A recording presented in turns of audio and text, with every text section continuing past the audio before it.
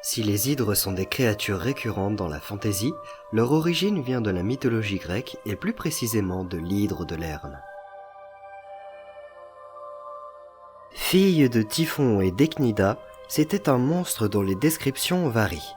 Alors que les plus anciens récits lui donnent un corps de chien et une centaine de têtes, les plus modernes la décrivent telle que nous la représentons le plus, soit dotée d'un corps de dragon et de 5 ou 9 têtes. L'une des têtes est l'intelligente, qui dirige le corps et les autres têtes, mais qui est également immortelle.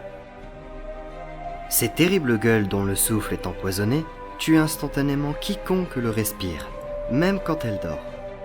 L'une des particularités la rendant plus redoutable qu'elle ne l'est déjà est que lorsque l'on tranche une de ses têtes, 2 autres repoussent à la place. Après sa naissance, la déesse Héra décida de l'élever. Pour cela, elle la plaça sous un platane au lac de Lerne, qui lui donna son nom. Elle y fit régner la terreur pendant des années, ravageant bétail et récoltes jusqu'à ce qu'Héraclès vienne la combattre lors de son second travail. Pour la vaincre, il l'attira hors de son repère avec des flèches enflammées. Héra, haïssant Héraclès et n'appréciant pas de le voir s'attaquer à l'hydre, envoya un crabe pour le distraire. Mais Héraclès l'écrasa et reprit le combat. Héra fit de ce crabe la constellation du Cancer. Le combat fut terrible, et grâce à la peau du lion de Némée, Héraclès fut protégé des morsures de la créature.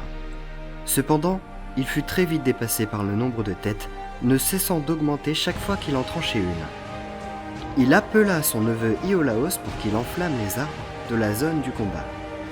Chaque fois qu'Héraclès tranchait une tête, Iolaos la cautérisait avec le feu pour qu'elle ne repousse plus.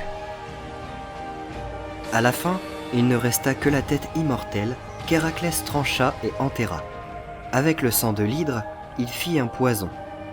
Il est dit dans certaines versions qu'Eurysthée, qui avait commandé ce travail à Héraclès, refusa de lui en accorder la réussite car il ne l'avait pas accompli seul.